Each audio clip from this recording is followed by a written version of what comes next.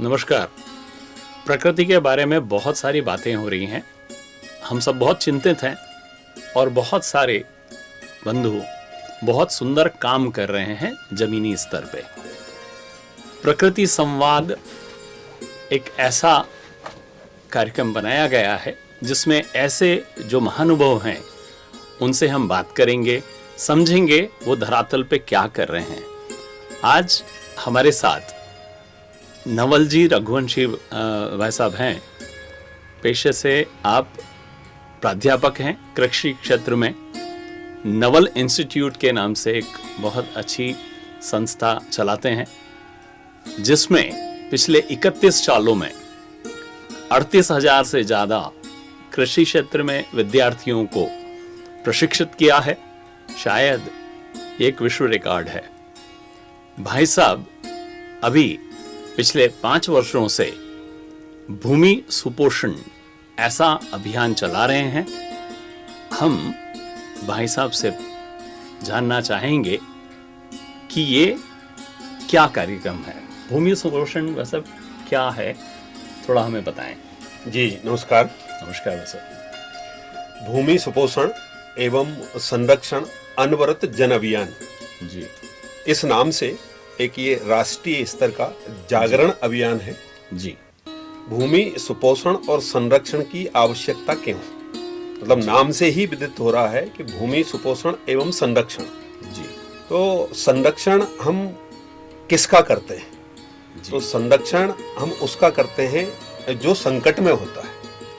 इसका मतलब ये है कि जो हमारी कृषि योग्य भूमि है वो अभी संकट में है, इसलिए उसको सुपोषित करने के लिए और उसको संरक्षित करने के लिए इस देश के चैतन्य समाज के द्वारा जी, जो चैतन्य अवस्था में रहते हैं, जो जागृत अवस्था में रहते हैं जी, ऐसा समग्र समाज मिलकर के समय समय पर इस प्रकार के विषयों का चिंतन करते आया है। ये भारतीय परंपरा का हिस्सा है। जी, तो वर्ष 2018 में एक इसी तरीके के चैतन्य समाज के लोगों ने मिल करके, जिसके अंदर राष्ट्रीय स्तर की, आध्यात्मिक क्षेत्र की, वैज्ञानिक क्षेत्र की अनेक प्रकार की संस्थाएं थीं, इनके प्रमुख सभी ने मिलकर के और वर्ष 2018 में एक हैदराबाद के अंदर एक चिंतन बैठक की। वो चिंतन बैठक का प्रमुख उद्देश्य ये था कि अभी भूमि की वर्तमान स्थिति क्या है और इस तरीके की जो अभी कृषि पद्धति है, यदि यही अनवरत रहती है तो भविष्य में हमारी भूमि के साथ क्या होने वाला है। इस बात को ध्यान में रख करके इन सभी प्रतिनिधियों ने चिंतन किया। 33 से अधिक राष्ट्रीय स्तर की संस्थाएं इस चिंतन में सम्मिलित थीं और 3 दिन के चिंतन के बाद सभी का एक ही निष्कर्ष आया कि हमारी जो भूमि है, जो हमारी कृषि योग्य भूमि है, ये अत्यंत चिंतनीय अवस्था में पहुंच गई है। और यदि पहुंच गई है तो ये समस्या किसने उत्पन्न की और ये समस्या क्यों उत्पन्न हुई? जी, तो हम जानते हैं कि हमारे जो पूर्वज थे वो बुद्धिमान लोग थे। वो प्रकृति के साथ, वो पर्यावरण के साथ, वो भूमि के साथ, वो पेड़ पौधे और पशु पक्षियों के साथ बिल्कुल समन्वयित रूप से विगत 8,000 वर्षों से निरंतर खेती कर रहे थे। जी, और चूंकि मैं कृषि का प्राध्यापक हूँ, इस नाते से मैं अपने विद्यार्थियों को बताता था कि धान की खेती का लिखित इतिहास भारत में 8,000 साल पहले का है। जो है, जिसको हम बारले कहते हैं, इसका भी खेती का इतिहास 9,000 साल पहले का है। इसका मतलब ये है कि विगत 8-9 हजार सालों से हमारे देश में खेती का लिखित इतिहास है। उसके पहले से भी हम शायद खेती कर रहे हो। जी, लेकिन बस अभी आवश्यकता क्यों पड़ी ऐसे अभियान को लाने की? जी, तो आवश्यकता इसलिए कि विगत 50-60 सालों में हमने आधुनिक खेती के नाम पर, हमने इसको जो है वैज्ञानिक खेती के नाम पर, बल्कि थोड़ा और कहूँ तो पश्चिमी खेती की नकल के नाम पर, थोड़ा सा और यदि कठोर शब्दों में बोलूं तो ये विषैली खेती के नाम पर हमने बिना सोचे समझे और हमारी कृषि की पद्धति को हमने बदला बिना चिंतन किए। चिंतन के साथ परिवर्तन होता तो ठीक था ये, जी। लेकिन विगत 50-60 सालों में मतलब आपका कहना है कि यूरिया, पेस्टिसाइड्स, इनके उपयोग से हमने हमारी खेती को विषैली कर लिया। निश्चितता और विषैली कर लिया, ठीक है, वो उस समय हमारी आवश्यकता थी कि हमको उत्पादन प्रति बीघा थोड़ा ज्यादा चाहिए था। जी। हमारे यहाँ खाद्यान्न की भी कमी थी। जी। तो जैसी परिस्थिति थी उसके अनुकूल हमने उस निर्णय को लिया। जी। लेकिन अब हम ये जब हम सेल्फ सफिशिएंट हो गए हैं खाद्यान्न उत्पादन में, जी। बल्कि हम अब और एक्सपोर्ट करने लग गए हैं। जी। दुनिया के अनेक देश जितना पैदा नहीं करते हैं उतना हम अपनी थालियों में भोजन छोड़ रहे हैं। तो अब इसकी आवश्यकता वर्तमान परिप्रेक्ष्य में क्यों? तो इस बात को ध्यान में रखते हुए कि हमारी जो प्राथमिक आवश्यकताएं थी उनको हमने पूरा कर लिया है। जी। तो अब तो हमको भविष्य के लिए, जो हमारी भविष्य की पीढ़ी है, जी। उसके भोजन और उसके भविष्य को लेकर के, उसको स्वास्थ्य को लेकर के अब ये सही समय है। लेकिन एक जनमानस में एक बात आती है कि जब हमें पैदावार ज़्यादा चाहिए थी तो हमने यूरिया आधारित या इस तरह की खेती को लिया, जैसा आप कह रहे हैं। तो अब तो जनसंख्या और ज़्यादा है, तो अब कैसे पूर्ति होगी? आपने जो पूछा है वो बड़ा तर्कसंगत है कि जनसंख्या अब ज्यादा है और खेती कैसे होगी। तो हम थोड़ा सा जाते हैं, जब हम स्वतंत्र हुए थे तब भारत के अंदर हम कितने प्रतिशत क्षेत्र पर खेती कर रहे थे। तो उस समय हमारे यहाँ जो खेती का क्षेत्र था वो लगभग 35-36% के आसपास था कुल भौगोलिक क्षेत्र का। जी। तो हम निरंतर अब जंगलों को साफ करते हुए और खेती का रकबा जिसको हम कहते हैं, खेती का जो क्षेत्र हम कहते हैं, उसको हम निरंतर बढ़ाते चले जा रहे हैं। जी। जब हम स्वतंत्र हुए थे तो औसतन रूप से एक साल में एक किसान एक फसल उगाता था। जी। लेकिन आज स्थिति ये है, भारत के ज्यादातर कृषि क्षेत्र पर 2 से 3 फसलें प्रतिवर्ष हम पैदा कर रहे हैं। अच्छा, एक और चीज है कि हमारी भोजन की आदतों में भी परिवर्तन आया है। जी। जी। और हम विश्व बाजार के साथ बैठे हैं, तो ऐसा अकेला नहीं है कि यदि हम उत्पादन कम कर देंगे तो हमारे अंदर या हमारे देश में कुछ भूख मरी जैसी समस्या पैदा हो जाएगी। मतलब जितनी आपकी बात भाई साहब समझ पाया, अब हमें शुद्ध और गुणवत्ता आधारित और हमारी पुरातन पद्धति पे लौटने की आवश्यकता है। बिल्कुल। एक्चुअल में यदि हम नहीं लौटते हैं तो हमारी पीढ़ियों का भविष्य और भोजन दोनों संकट में है। जी। भूमि, कृषि योग्य भूमि की जो आत्मा मानते हैं, जैसे एक आदमी के शरीर में हीमोग्लोबिन की जो भूमिका होती है, बिना हीमोग्लोबिन के आदमी का शरीर ऊर्जावान नहीं रह सकता, कार्यशील नहीं रह सकता, बल्कि वो संचालित भी नहीं होगा। जी। उसी तरीके से ये जो भूमि है, मिट्टी है खेती वाली, इसका जो आत्मा है वो है ऑर्गेनिक कार्बन। जी। ये जो ऑर्गेनिक कार्बन है ये ही भूमि को खेती के लिए या फसल उगाने योग्य बनाता है। भूमि के अंदर की सभी जैविक क्रियाएं, रासायनिक क्रियाएं, सूक्ष्म जीव, केंचुए, ये सब संचालित ऑर्गेनिक कार्बन के आधार पर ही होते हैं। जैसे जैसे भूमि के अंदर से ऑर्गेनिक कार्बन कम होता जाता है वो भूमि सीमेंट में बदलती चली जाती है। और जो हम अगर केमिकल या फर्टिलाइजर्स जो जिस तरह के अभी वापर में आ रहे हैं, उससे हमने एक तरह से उस जीवाश्म को मार दिया है।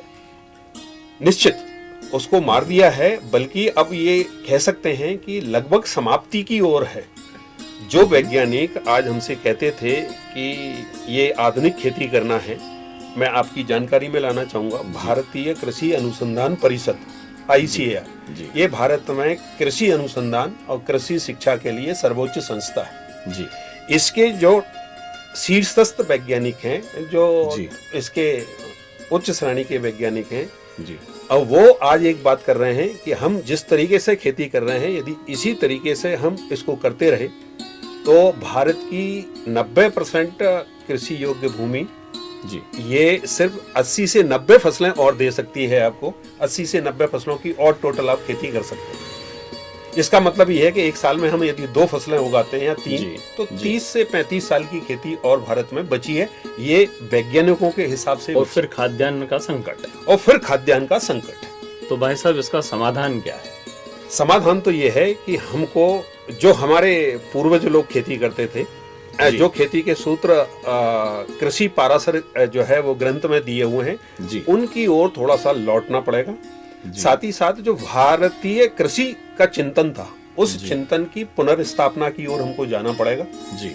जी। क्योंकि यदि 30-35 साल तक हमको खेती करना है तो और करिए आप, लेकिन उसके आगे क्या? तो उसके आगे तो फिर ये है कि जो हमारी पुरातन पद्धति थी खेती की, जी, जो कि बहुत आधुनिक थी, जो बहुत आधुनिक थी, बहुत सस्टेनेबल थी, टिकाऊ प्रकृति थी, के करीब प्रकृति के करीब थी और स्वास्थ्यप्रद थी। ना सिर्फ स्वास्थ्य मनुष्यों का, बल्कि पशु पक्षियों का भी स्वास्थ्य उसमें सम्मिलित था। जी। तो ये इस नाते से अब हमको ये चिंतन करना पड़ेगा कि हमको धीमे धीमे, ये जो मैं आपसे ऑर्गेनिक कार्बन की बात कर रहा था, जी। ऑर्गेनिक कार्बन आपको फैक्ट्रियों में नहीं मिल सकता। आप हजारों करोड़ लगा करके फैक्ट्री खड़ी करिए, लेकिन ऑर्गेनिक कार्बन आपको नहीं मिलेगा। ऑर्गेनिक कार्बन के प्रकृति में जो स्रोत हैं वो दो ही हैं। जी। वो हैं पशु पक्षी और दूसरे पेड़ पौधे। भाई साहब, आपकी बातों से लगता है कि हम सही और बढ़ रहे हैं, लेकिन हमारे दर्शकों के लिए कुछ ऐसे अनुभव आप बता सकते हैं जिसमें कि ये आप जो बात कर रहे हैं कि हमारे पास में खाद्यान्न का कोई संकट नहीं होगा, गुणवत्ता आधारित हमें खाद्यान्न मिलेगा और लंबे समय चलेगा, तो ऐसे कुछ आपके सक्सेसफुल अनुभव हमसे साझा करें। निश्चितता ही हम पिछले 2010 से लेकर के ये पूरे देश भर में ये जो चिंतन आया इसका, जी, ये वर्ष 2010 से एक बड़े स्तर पे इसका चिंतन प्रारंभ हुआ। जी। हमारा समाज जागृत हुआ। जी। कृषक बंधु भी इस विषय को धीमे धीमे वो समझने लग गए, क्योंकि वो खुद खेत में खड़ा हुआ है। तो खेत की मिट्टी जब वो बचपन में था तब क्या स्थिति में थी और आज क्या स्थिति में वो महसूस करते हैं। और जो हमारे कृषक बंधु हैं, जो अन्नदाता बंधु हैं, वो भी बहुत चिंतनशील समाज है।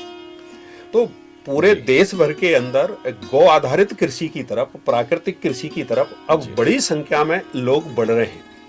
उसके परिणाम भी आ रहे हैं कि आज सिक्किम ऐसा राज्य है जहाँ पे 100% खेती जो है अब वो प्राकृतिक खेती हो रही। हमारे देश का जो वनवासी हिस्सा है, वनवासी क्षेत्र है जी, वो प्राकृतिक खेती ही कर रहे हैं। हाँ। पूरे और दूसरे हिस्सों में भी, मध्य प्रदेश, उत्तर प्रदेश, राजस्थान, हम सब तरफ जाते हैं, जाने का अनुभव आता है। तो पिछले 5-7 वर्षों में निरंतर जैविक कृषकों की संख्या, जैविक उत्पादन की संख्या और जैविक कृषि क्षेत्र की संख्या में निरंतर वृद्धि हो रही है। तो ये मैं आपसे कह सकता हूं कि ये जो अभियान, जिस दिशा से जागरण का अभियान बना है जी, वो इस अपनी सही दिशा में जा रहा है। और मुझे लगता है कि चिंतनशील समाज होने के नाते अब निरंतर ये एक भविष्य की खेती, ये ही खेती होगी। मतलब किसान को भी फायदा हो रहा है, किसान का ग्राहक मतलब आप और हम, उसको भी फायदा हो रहा है और प्रोडक्शन बढ़ भी रहा है इस पद्धति को लेने के बाद। बिल्कुल जी। मतलब ये है, थोड़ा सा ये जैविक कृषि के बारे में थोड़ा सा विमर्श ऐसा है कि इस कृषि के करने से उत्पादन घटता है जी, ऐसा एक विमर्श है, जनमानस का एक विमर्श है। हाँ। लेकिन यदि इसको हम बिल्कुल प्रायोगिक तौर पर देखें, प्लस जिन लोगों ने इस प्रकार की खेती की है उन किसानों के, हजारों किसानों का जो है वो डाटाबेस हमारे पास है। जी जी, ये उनके अनुभव हैं कि शुरू के 1-2 साल ऐसा लगेगा कि ऐसा हो रहा है, लेकिन उसके बाद निरंतरता उत्पादन में उत्तरोत्तर वृद्धि होती है, उत्पादन बढ़ रहा है। साथ ही साथ चूंकि उत्पादन थोड़ा, यदि हमको 5% कंप्रोमाइज भी करना पड़ता है, लेकिन गुणवत्ता बढ़ रही है। गुणवत्ता बढ़ रही है। इसकी जैविक उत्पादों का जो है मूल्य वर्धन भी जो है वो मूल्य भी ज्यादा हो रहा है, किसान को उसका मूल्य भी अच्छा मिल रहा है। लेकिन साथ में हमको एक इसका दूसरा पक्ष भी देखना पड़ेगा कि कृषि की लागत में कितने % की कमी आ रही है। हाँ। भाई आप फर्टिलाइजर की बात करिए, आज हमारा ऑन एवरेज, यदि मैं मालवा क्षेत्र की बात करूं तो हमारा कृषक बंधु खेती की लागत को वो लगभग जो है 30-40% बढ़ा रहा है। ठीक है, और 30-40% कृषि की लागत को बढ़ा करके यदि वो 10% ज्यादा उत्पादन प्राप्त कर रहा है तो फायदा नहीं, तो फिर ये चिंतन का एक विषय है। तो हम 40% की कृषि की लागत को कम करके और यदि हम 10% उत्पादन कम करते हैं तो ये शायद एक शुभ संकेत की तरफ, ये सभी का, पूरे समाज का फायदा है। समाज का फायदा। पूरे समाज कृषक का भी और निश्चितता। उसके ग्राहक का भी। भाई जी, कृषक इस समाज का हिस्सा है। 60% जी। समाज तो भारत का कृषक ही है। कृषक ही है। दूसरी एक और चीज मैं आपके इसमें जोड़ना चाहूंगा कि टाटा मेमोरियल ये हमारे देश का सबसे, भारत सरकार का सबसे बड़ा कैंसर का हॉस्पिटल है। जी जी हम सबके लिए चिंता का विषय है कि वहां पर जो कैंसर के पेशेंट जा रहे हैं वो 6-6 महीने तक जो है उनको वहां पर इलाज के लिए रजिस्ट्रेशन नहीं मिलता। पंजाब से कैंसर की ट्रेन जो है वो बीकानेर के लिए चलती है। जी हमारे पहले हम गांव में देखते थे कि किसी भी व्यक्ति को कैंसर होता नहीं था। मेरे व्यक्तिगत अनुभव है कि जब मैं गांव में जाता हूं और गांव में ये पूछता हूं जी कि गांव में किसी को कोई कैंसर तो नहीं है भगवान की कृपा से। जी जी तो ऐसा पिछले 2 सालों में मुझे देखने में आता है कि कोई गांव ऐसा नहीं मिल रहा है जहां कैंसर नहीं, जी जहां कैंसर नहीं। तो हमको उत्पादन बढ़ाना तो है, लेकिन क्या खोकर के उत्पादन बढ़ाना है, जी। किस नुकसान पर हमको उत्पादन बढ़ाना तो है। आपका कहना है वैसा कि जो ये अभियान अभी हमारा निरंतर शुरू हो रहा है, उससे जुड़ने से समग्र समाज का फायदा होगा। वैसे कुछ ये जो अभियान आपका एक बार फिर शुरू हो रहा है उसके विषय में कुछ बताइए। हम कैसे आपसे जुड़ सकते हैं वो भी बताइए।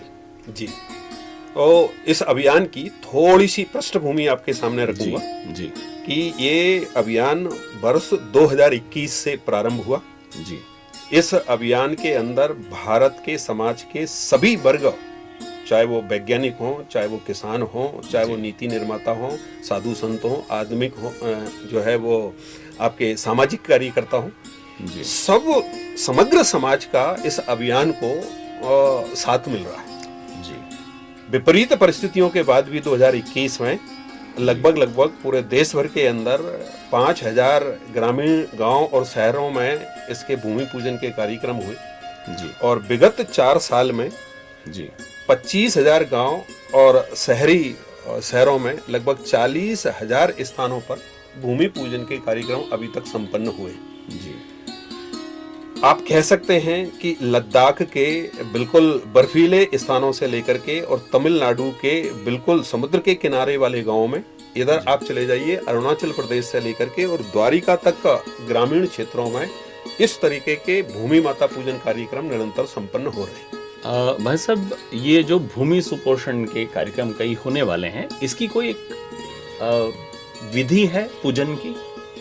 तो ये हमारे समाज में भूमि माता पूजन पहले से ही प्रचलित है जी जी और पूरे देश भर में अलग अलग क्षेत्र के हिसाब से और संस्कृति के हिसाब से भूमि माता का पूजन उत्सवों से जुड़ा हुआ है। हाँ जी। इसमें अकेला पूजन है ऐसा नहीं है, क्योंकि वो फिर कर्म कांड हो जाएगा। हमको इस पूजन के पीछे का लक्ष्य क्या है, हम क्या इससे प्राप्त करना चाहते हैं, तो ये पूजन भी है, साथ ही साथ इसके ऊपर प्रबोधन कार्यक्रम भी है। हाँ, पूजन तो ऐसा है कि जहाँ ये भूमि पूजन कार्यक्रम होगा वहाँ आसपास के किसान बंधुओं को कहा जाए कि वो अपने अपने खेत से एक एक मिट्टी लेकर के आए जी और उसको एक पवित्र स्थान पर, साफ स्वच्छ स्थान पर रख करके जी और उसको एक ढेरी के रूप में रख सकते हैं। आसपास एक रंगोली सजा सकते हैं जी, उसके ऊपर कलश की स्थापना करें, श्रीफल उसके ऊपर रखें जी और फिर हमारा जो भूमि सुपोषण अभियान का एक पत्रक है, एक मार्गदर्शिका है, उसमें भूमि पूजन के कुछ 3-4 प्रमुख मंत्र दिए। उन मंत्रों का उच्चार करते हुए, कोई खास मंत्र नहीं है, वो हमारे पुरोहितों को, हमारे पूजक लोगों को वो आते ही हैं। तो उस मंत्रों के उच्चार के साथ, चूंकि श्रद्धा भाव जागरण का कार्यक्रम है, इसलिए मंत्रोच्चार ठीक ठाक से हो। साथ ही साथ हमको समाज से इसको जोड़ने के लिए जो गौ सेवक हैं, जो जैविक कृषक हैं, जो समग्र गांव का किसान समाज है, उसको इसमें आमंत्रित करना चाहिए। पूजा में मातृशक्ति की भूमिका बहुत अहम है। सनातन पद्धति में बिना जोड़े के पूजा नहीं होती, तो कम से कम अपेक्षित है कि 3 जोड़ा बैठे। भूमि माता पूजन के साथ साथ प्रकृति बंधन का काम भी जो है इससे जोड़ा जा सकता है। गौ माता पूजन का जो है वो कार्यक्रम भी जोड़ा जा सकता है। इस वर्ष समग्र हिंदू समाज को एक और विशेष उनके जीवन में काम आया है, वो आया है महाकुंभ। 65 करोड़ से ज्यादा हिंदू समाज महाकुंभ में गया है। गांव गांव में, मोहल्ले मोहल्ले में वो है जी। गंगा जल भी लेकर के आए हैं, अब वो भी वहाँ रखे हैं। तो गंगा जल पूजन भी भूमि माता पूजन के साथ यदि सम्मिलित कर दिया जाए, बहुत सुंदर, तो ये कार्यक्रम और सार्थक होगा जी। ऐसा भाई साहब, ये पूरे अभियान से एक जनमानस कैसे जुड़ सकता है और आपका क्या संदेश या क्या आह्वान है हम लोगों से, हम किस तरह से इस अभियान से जुड़े?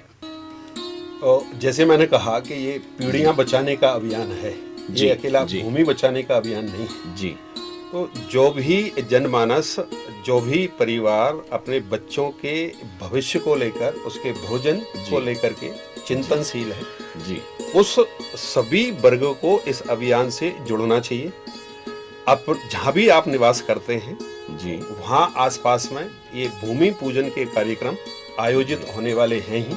जी, आप किसी गौशाला से संबंधित हैं तो गौशालाएं भी भूमि पूजन करने वाली हैं, जी, विद्यालय भी भूमि पूजन करने वाले हैं। जी, आप मठ, मंदिर और धार्मिक स्थलों से यदि आप संपर्कित हैं जी, तो वहाँ पर भी ये जो है भूमि पूजन कार्यक्रम होने वाले हैं। जी, मैं तो कहूँगा कि जो कृषक बंधु अभी, चूंकि ये समय अभी मंडी से संपर्क का है, तो जी। मंडी में भी हम कृषक बंधु जब जाएंगे तो साथ में अपनी खेती वाली भूमि मिट्टी माता लेकर। को लेकर के जा सकते हैं और उसका वहीं पूजन कर सकते हैं। ये कोई बहुत जी। बड़ा व्यवस्था वाला कार्यक्रम नहीं है जी। और हम शायद रुके नहीं, हम स्वयं भी ये कर सकते हैं। हम स्वयं भी कर सकते हैं। ये जन अभियान है, मतलब ये जी। करना जन को ही है, किसी एक संस्था को करना है ऐसा नहीं है। ये किसी अकेला अक्षय कृषि परिवार का भी अभियान नहीं है। जी। ये जो सैकड़ों संस्थाएं इसमें सम्मिलित हैं, ये उनका भी अभियान नहीं है। सैकड़ों संस्थाओं में कौन कौन सी ऐसे संस्थाएं प्रमुख जो आपसे जुड़ी हैं वैसे? इस अभियान में विगत चार वर्षों में जी, ये देखने में आ रहा है कि आध्यात्मिक क्षेत्र की, जैसे गायत्री परिवार है जिसका अखिल भारतीय स्तर का एक नेटवर्क है, जी, जी, सदगुरु फाउंडेशन है, रामकृष्ण मिशन है, जी, श्री श्री रविशंकर जी की संस्था है, हाँ, हाँ, फिर ग्राम विकास गतिविधि जो 20,000 से अधिक गांवों में काम करती है वो इससे जुड़ी हुई है, हाँ, हाँ, फिर गौ सेवा गतिविधि वो इससे जुड़ी हुई है, हमारी पर्यावरण गतिविधि वो भी इस अभियान में सहयोग कर रही है, ग्राम भारती है, भारतीय किसान संघ है। इस तरीके की जिनका अखिल भारतीय स्तर पर कार्य है वो सब जुड़े हुए हैं। साथ ही साथ जिनका प्रांतीय स्तर या जिला स्तर पर काम है, जी, ऐसी भी सैकड़ों संस्थाएं, एनजीओ, ट्रस्ट, जी, ये जो खेती, गांव, भोजन, पर्यावरण इस पर काम करने वाले हैं, ये सब भी इस अभियान में अपनी सहभागिता दे रहे हैं। बहुत सुंदर। जी, अभी इस 30 तारीख से भी एक अभियान शुरू हो रहा है वैसे? बिल्कुल। ये अभियान के हम 5वें वर्ष में प्रवेश कर गए हैं। अच्छा, अच्छा, जी। और ये जो 5वां वर्ष है, चूंकि इस अभियान को हमेशा ही चैत्र शुक्ल प्रतिपदा, जिसको अपन लोग वर्ष प्रतिपदा के नाम से भी जानते हैं, गुड़ी पड़वा भी इसको हम कहते हैं, ये नव हिंदू वर्ष भी माना जाता है। जी। इस दिन से ही इस अभियान को 2021 में प्रारंभ हुआ था, किया था इसको। अब ये हर वर्ष इसी तिथि से प्रारंभ होता है। उसके पीछे भी एक साइंटिफिक कारण है जी। वो कारण ये है कि हम पृथ्वी के स्वास्थ्य की रक्षा करने का अभियान चला रहे हैं। हाँ, तो ऐसा हमारे शास्त्रों में है कि पृथ्वी जो माता है ये ब्रह्मा जी की बेटी है। जी। तो ब्रह्मा जी ने पृथ्वी का निर्माण जो है वो चैत्र शुक्ल प्रतिपदा या वर्ष प्रतिपदा से किया था। सृष्टि का निर्माण। तो जब हमको पृथ्वी को बचाना है तो क्यों नहीं इसके शुभ जन्मदिन से ही ये शुभ अभियान प्रारंभ किया जाए। जी, बहुत सुंदर। तो तब से ये निरंतर। और ये कब तक चलेगा वैसे? इस वर्ष के लिए ये चैत्र शुक्ल प्रतिपदा अर्थात वर्ष प्रतिपदा 30 मार्च रविवार के दिन है। सुबह 9 बजे से देश, गौशालाएं, गांव, शहर, विद्यालय, महाविद्यालय, मठ, मंदिर, सब तरफ गांव-गांव में ये जो है वो भूमि माता पूजन कार्यक्रम प्रारंभ होंगे। और इस वर्ष जो है ये 1 महीने के लिए निर्धारित किया है। जी। अभियान के वाकई में 2 हिस्से हैं। प्रथम चरण है भूमि माता का पूजन और दूसरा चरण है फिर इसके अनुवर्तन के काम, जिसमें हम जैविक खेती करें। वैसे मेरे 2 प्रश्न आते हैं आपसे। जी। एक तो जैसे आपने कहा 30 मार्च को शुरू होगा, अक्षय तृतीया तक चलेगा। वैसे भूमि पूजन जो हम अलग अलग स्थानों पे करेंगे, घर घर से गमले से या चीज़ों से लाके, इस अभियान से ऐसा लगता है कि ये ग्रामीण परिवेश का अभियान है। तो शहरी क्षेत्र में इसकी क्या प्रासंगिकता है और ये कैसे होगा? और इस प्रश्न के उसमें मैं आपको एक थोड़ा सा आपका ध्यान दिलाना चाहता हूँ कि ये अभियान सिर्फ गांव और किसानों के लिए नहीं है। ये अभियान उन सभी लोगों के लिए है जो भोजन करते हैं। जी जी। वो गांव में रहते हैं, वो आईआईटी में पढ़ाते हैं, वो एम्स में पढ़ते हैं, वो उद्योगपति हैं, वो किसान हैं, वो जो भी हैं, जो भी भोजन करते हैं, हाँ, उन सब के लिए ये अभियान है। ये अकेला गांव और कृषि के लिए अभियान नहीं है। आप कहेंगे शहर में कैसे कर सकते हैं? जी। तो शहर में भी भोजन करने वाले लोग हैं, उनको भी अपने स्वास्थ्य की चिंता है। जी। तो एक होता है उत्पादक, जो भोजन का उत्पादक गांव में है, जिसको हम किसान कहते हैं। एक होता है उपभोक्ता, जिसमें सभी शहरी बंधु भी आते हैं। ये इन दोनों के बीच के समन्वय से ही जो है वो हमारा जीवन है। जी। तो शहरों में इसको हम कहाँ करें? तो आपको ध्यान दिलाना चाहूंगा कि इंदौर महानगर के अंदर पिछली वर्ष हमने ये भूमि पूजन के कार्यक्रम 80 स्थानों पर किया था। जी। उनमें से एक आईआईटी इंदौर में भी किया था। उसकी क्या विधि होगी वैसे? तो विधि ये है कि हमको ऐसा लगता है कि शहरी क्षेत्रों में हमको भूमि माता पूजन कैसे करना है। जी। तो हम कल्पना करके देखते हैं, तो शहर में ऐसे अनेकों स्थान हैं जहां आपको बहुत आसानी से भूमि माता उपलब्ध है। जी। चाहे वो नगर निगम के बगीचे हो सकते हैं, जी। हमारे स्वयं के बगीचे हो सकते हैं, हमारे आसपास के खेत हो सकते हैं, हमारी खाली भूमि हो सकती है जहाँ पर अभी निर्माण नहीं हुआ है, वहां से हम मिट्टी एकत्रित कर सकते हैं। बल्कि हम यदि 11वीं मंजिल पर भी रहते हैं, वहां पर भी जो है वो रूफ टॉप फार्मिंग आजकल बहुत गमले में तो मिली जाएगी। गमले में तो मिली जाएगी। जी। ये एक्चुअल में सांकेतिक है। लेकिन भूमि जो जैसे आपने कहा सांकेतिक है, एक प्रायः प्रश्न मन में आता है कि उसका पूजन करने से ये पोषित कैसे हो जाएगी? उसको थोड़ा बताइए वैसे। जी, तो मैंने अभियान के प्रारंभ में ही आपको बोला था जी कि अभियान का नाम है भूमि सुपोषण एवं संरक्षण अभियान।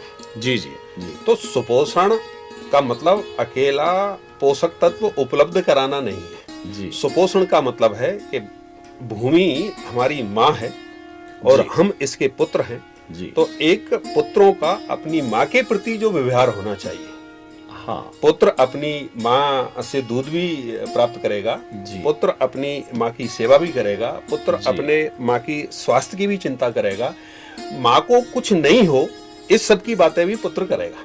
जी। तो इस भाव में अब पिछले 50-60 सालों में जी इस भाव में कि भूमि मेरी माता है और मैं इसका पुत्र हूँ, इस भाव और व्यवहार में थोड़ा सा परिवर्तन दिखाई दे रहा है। तो आप एक भाव जागरण करना चाहते हैं अपनी माँ के प्रति, बिल्कुल, जो हमें सब कुछ देती है। बिल्कुल, हम उसका पूजन करें, आदर करें, बिल्कुल, और उस सम्मान के साथ में हम उसका पोषण करें, ऐसा आप कहना चाहते हैं वैसे? निश्चित। हमारे जो पूर्वज थे वो बुद्धिमान थे, वो यही व्यवहार करते थे। इसी व्यवहार के आधार पर वो 8000 सालों से निरंतर खेती कर रहे थे। जी जी। तो पूजन क्यों करना? तो पूजन ये है कि जो भाव और श्रद्धा में कमी आई है उसकी पुनर्स्थापना के लिए पूजन करना। जी, एक बात। दूसरी बात ये है कि जिसका हम पूजन करने लगते हैं, जिसमें हमारी श्रद्धा जागृत हो जाती है, उसको हम अपने व्यवहार और स्वभाव से नुकसान कम करना चालू कर देते हैं, या हम दूषित नहीं करना चाहते, उसको हम दूषित नहीं करते। जिसमें हमारी श्रद्धा जागृत हुई उसको हम फिर अपने व्यवहार से नुकसान करना कम करते हैं। तो सबसे पहले इस अभियान का भाव ये है जी कि प्रथम चरण में आप भूमि माता के प्रति जो हमारे पूर्वजों का श्रद्धा भाव जागृत हो, उसको जागृत करिए जी, उसको पुनर्स्थापित करिए। जब ये हो जाएगा जी, तो फिर बाकी का अभियान का दूसरे चरण का हिस्सा है जो साल भर चलता रहता है। बस अब एक और एक चीज है, जैसे शहरों में हमने देखने में आया है कि शहरों में ठीक है खेती नहीं करते लोग, लेकिन दूषित तो हम भी कर रहे हैं, खूब सारा प्लास्टिक छोड़ रहे हैं, उससे भी प्रदूषण फैल रहा है। कहीं न कहीं इसका भी कुछ हमने इस अभियान में ध्यान रखा है? बस बिल्कुल। भूमि सुपोषण का मतलब फिर एक बार मैं कह रहा हूँ कि अकेला नाइट्रोजन, फास्फोरस, पोटास, जिसको हम एनपीके कहते हैं, वो अकेला देना नहीं है। भूमि का प्रदूषण रुके, जी। भूमि के अंदर अवांछित पदार्थ, जैसे आप थर्माकोल कह लीजिए, आप जी। उसको प्लास्टिक कह लीजिए, केमिकल कह लीजिए। केमिकल कह लीजिए, ये फिर जो है विष जिसको हम कहते हैं, जी। तो विष पान कराने का काम जो अपन लोग निरंतर भूमि माता को कर रहे हैं, हाँ, हाँ, उन सब चीजों में हमको धीमे धीमे धीमे कमी लानी है। जी। और जो इसके अंदर ऑर्गेनिक कार्बन, जिसको मैंने प्रारंभ में ही कहा था, उसकी मात्रा को धीमे धीमे हमको बढ़ाना है। कोई भी समझदार व्यक्ति आपको ये नहीं कहने वाला है जी। कि आप रासायनिक पदार्थों का उपयोग तुरंत बंद कीजिए। रासायनिक पदार्थ की अगर हम बात करें वैसे तो शहरी क्षेत्रों में हम पानी के माध्यम से तो सुबह से लेकर रात तक बहुत सारे केमिकल भूमि माता में छोड़ ही रहे हैं। तो आप ये कहना चाहते हैं कि हम शहरी लोग कम उत्सर्जन करें केमिकल का तो भी भूमि और पानी बचेगा? भूमि और पानी भी बचेगा। बेसिकली हमारा जो दिनचर्या है जी, जो हमारी जीवन पद्धति है जी, उसमें थोड़ा सा हमको परिवर्तन लाने की आवश्यकता है। जी, जी। आप जो भी पृथ्वी के ऊपर अभी देख पा रहे हैं, जो भी आपको कल्पना में आता है पृथ्वी के ऊपर वो वस्तु जो भी दिख रही है आपको, जी, ये सब पृथ्वी के अंदर से आई है। जी। ये हम समझ सकते हैं। हाँ, हाँ, लेकिन ये आई भले अंदर से है, लेकिन जब आप इसको भूमि पर छोड़ते हैं जी। तो ये सिर्फ जो है वो जी। 1 फीट गहरी जो मिट्टी है उसमें ही आप इसको छोड़ते हैं।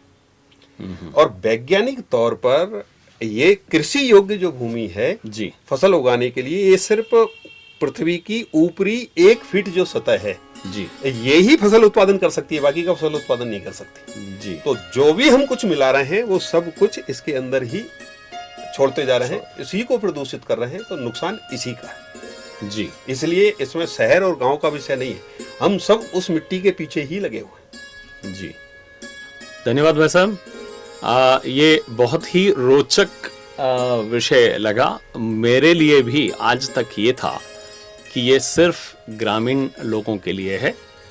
भाई साहब ने जिस तरह से हमें मार्गदर्शित किया, इस अभियान जो कि 30 मार्च से शुरू हो रहा है और अक्षय तृतीया तक जाएगा, 30 अप्रैल तक, इससे हम सभी ने जुड़ना चाहिए। वो ग्रामीण हो, वो शहरी हो, हमें कहीं न कहीं इस भूमि माता का सम्मान मान करके जुड़ना चाहिए, क्योंकि ये हमारे ही भविष्य का सवाल है। आइए इस अभियान भूमि सुपोषण, जिसके विषय में आज हमने काफी सारी जानकारी ली, उससे जुड़ें और इन कार्यक्रमों का हिस्सा बने। धन्यवाद। नमस्कार।